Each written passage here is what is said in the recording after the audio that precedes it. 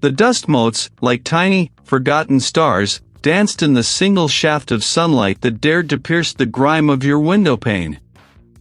You watched them, Marcus, from the depths of a worn armchair, a relic as bruised and faded as your own spirit.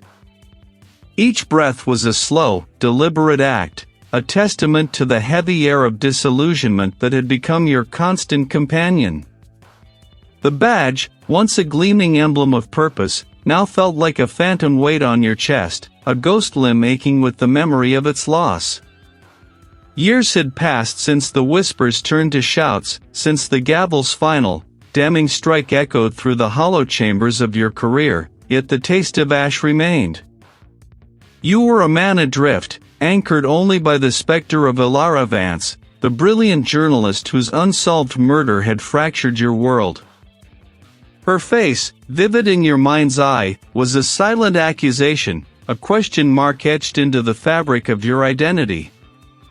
You'd failed her, failed yourself, and in that failure, you'd found a desolate kind of peace, a withdrawal from the world that had cast you out. Then, a knock.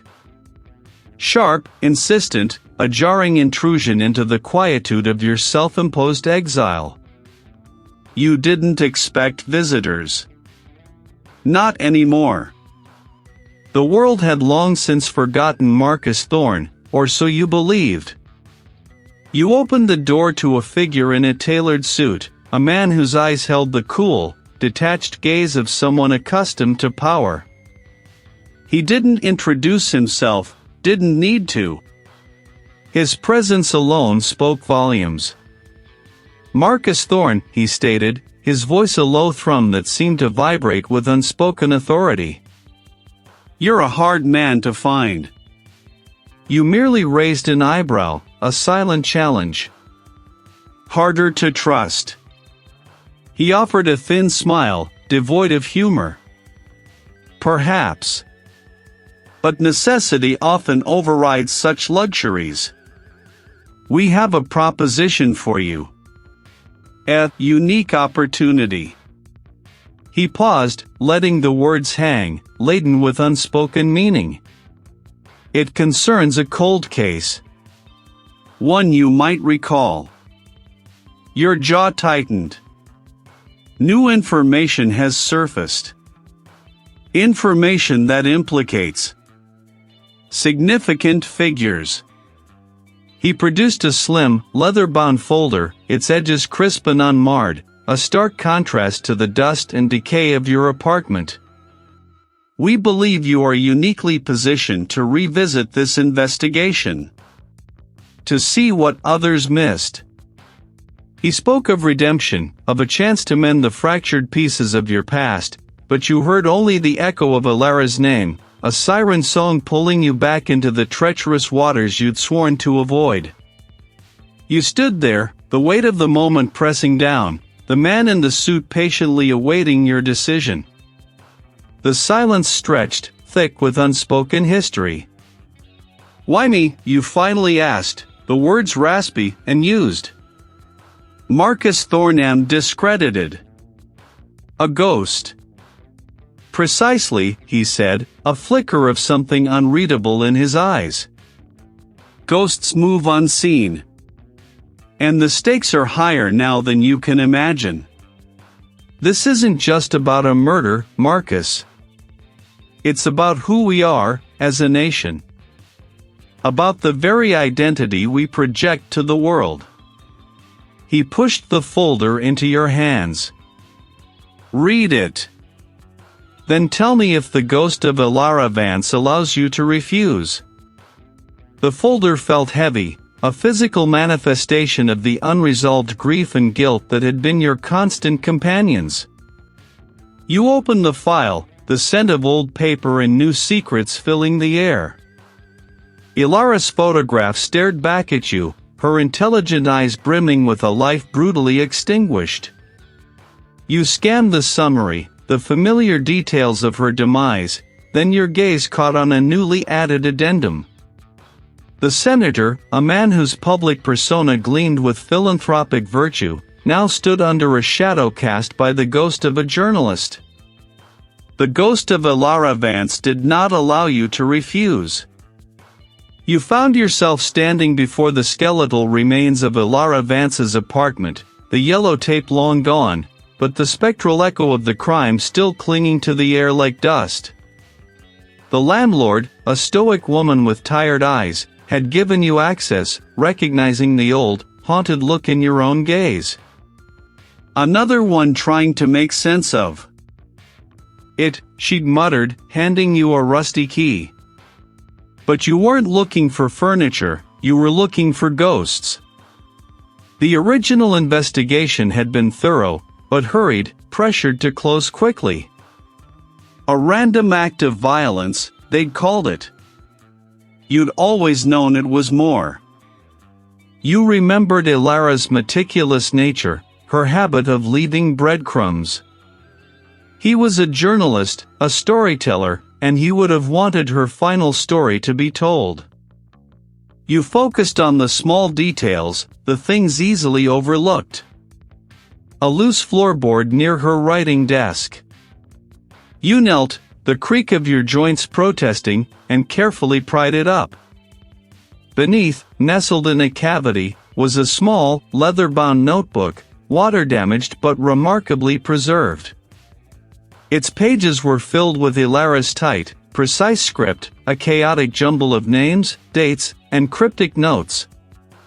One phrase, underlined multiple times, caught your eye: Stone's Haven. Watch the harvest. SG connections to migrant flow. Stone's Haven. The name resonated with an unsettling familiarity. You'd heard it before, years ago, in the periphery of another case, one you'd dismissed as unimportant, a footnote in your own downward spiral. You knew you needed to talk to someone who remembered the old days, before your fall. You drove to the precinct, a place that now felt alien, unwelcoming. The sergeant, a burly man named Miller who'd once been your partner, met you with a wary expression in a cramped, windowless office. He'd seen you coming, the news of your return already a ripple through the stagnant waters of the department. Thorne, he grunted, not bothering to rise. Heard you were back. What, cleaning up old messes now? His tone was laced with a resentment that felt as old as your disgrace. Elara Vance. You stated, pushing the notebook across his desk, open to the incriminating page. What do you know about Stone's Haven? Miller's eyes narrowed.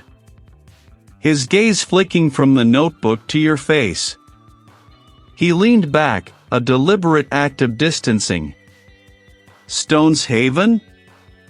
That was just some old, abandoned facility out in the district. Nothing there. Just a derelict immigration holding place, used for overflow years ago.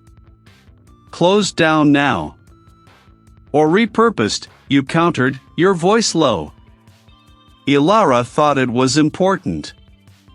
And she linked it to SG connections to migrant flow.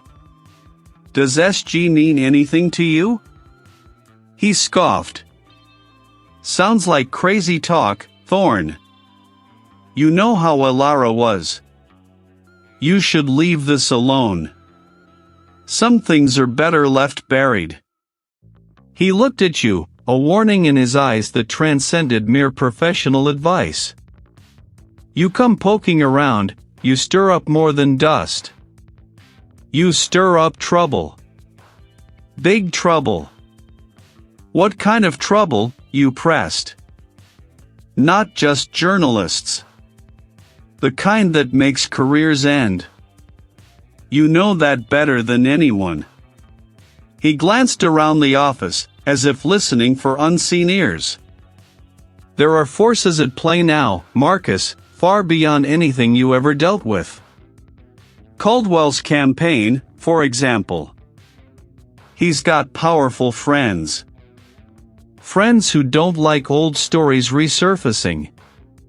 His words confirmed your suspicions. It was a live wire, still buzzing with danger, guarded by unseen hands. And now, you were stepping into that light, an unwelcome ghost returned to haunt the living. The SG in Elara's notebook, combined with Miller's veiled warnings about Senator Caldwell's powerful friends, sent you down a rabbit hole of digital investigation. You spent days hunched over your laptop, a glowing portal into the underbelly of corporate finance and political influence. The Sovereign Group. It wasn't a name you'd heard openly, but its digital footprint was vast and unsettling. A labyrinth of shell corporations, offshore accounts, and philanthropic fronts, all leading back to a central hub that seemed to funnel vast sums of money into Senator Caldwell's campaign. They owned a network of seemingly innocuous businesses, from logistics companies to security firms, and yes, even a few defunct properties that mirrored the description of Stone's Haven. You cross-referenced these terms with her. Previous articles, finding a recurring theme, the plight of undocumented migrants, their vulnerability, and the ease with which their identities could be erased or rewritten. And Stone's Haven, that old immigration detention facility, was more than just a closed-down building. You decided to visit Stone's Haven.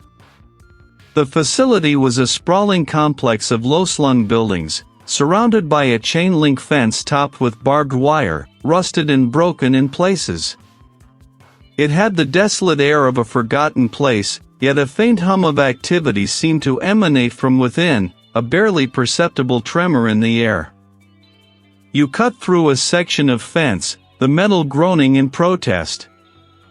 Inside, the silence was profound, broken only by the crunch of your boots on gravel.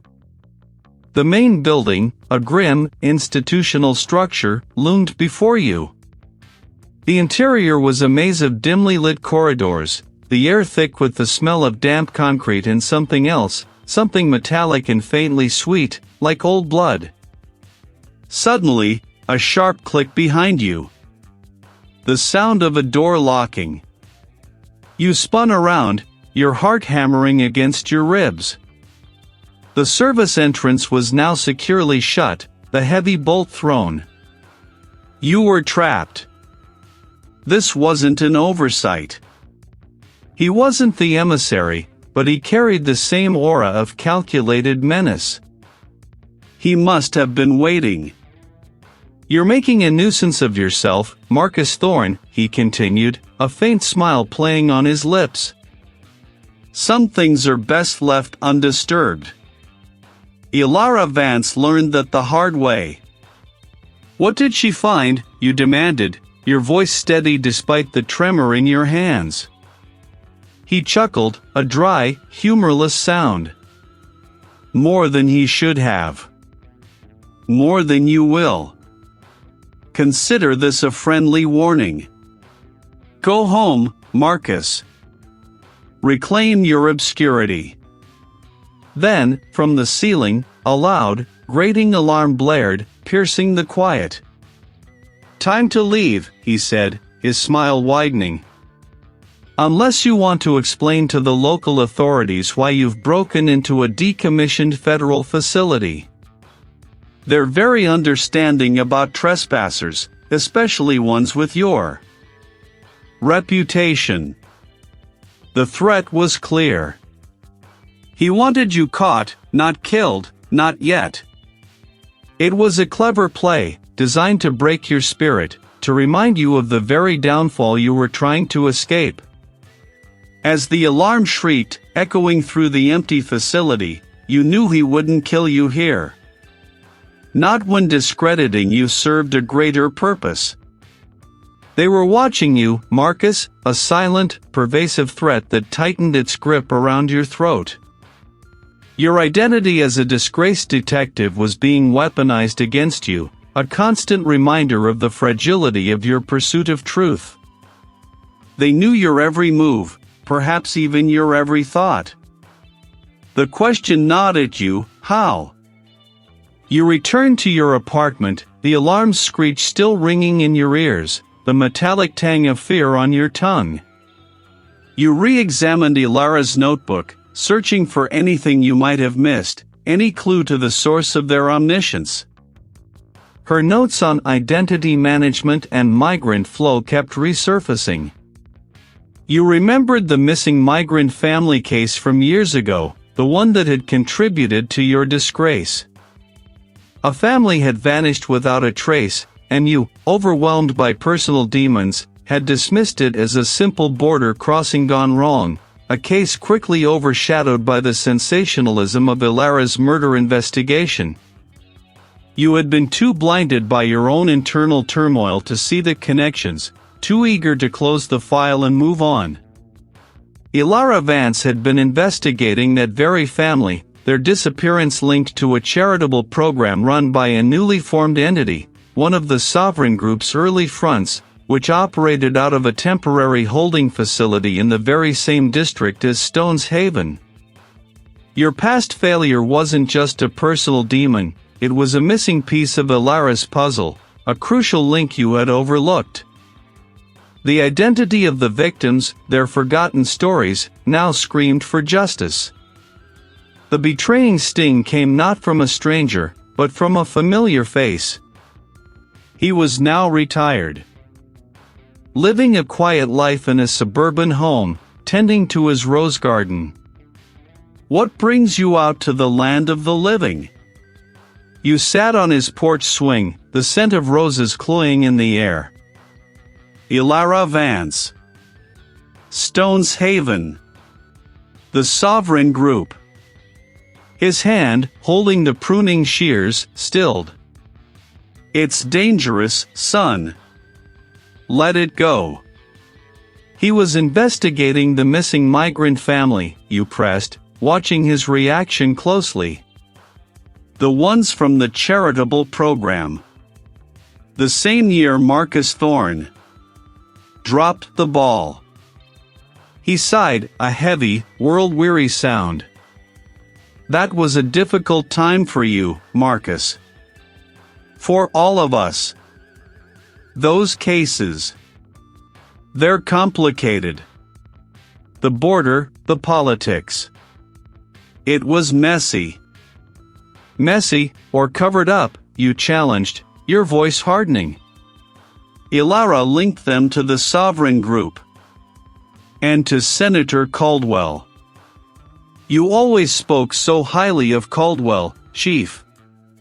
Always praised his philanthropic endeavors. He looked away, his gaze fixed on a distant point beyond the rose garden. Caldwell is a good man, Marcus. A powerful man. About what Elara found. Did you know they were using that facility, even back then, to disappear people? He turned back to you, his eyes clouded with an emotion that looked suspiciously like fear. I knew there were some operations, some sensitive projects. But I was assured they were legitimate. For the greater good. National security, Marcus. That's what they said. It was above my pay grade. Above all of our pay grades. Above mine, certainly, you said, a bitter laugh escaping your lips. But not above Elara's. He was close to exposing it all, wasn't she? Just like the migrants. Just like that family. He rose, his posture stiff, suddenly looking much older. Marcus, you need to understand. There are forces. Powerful forces. They protect their own. They protect their interests. You can't fight them. You'll just get yourself killed, or worse, you'll destroy what little you have left. He laid a hand on your shoulder, his grip surprisingly firm. Walk away, Marcus. For your own sake. For the sake of your identity. The word hung in the air, heavy with unspoken meaning. He wasn't just warning you, he was pleading with you, perhaps even trying to save you from a fate he knew all too well. But in his eyes,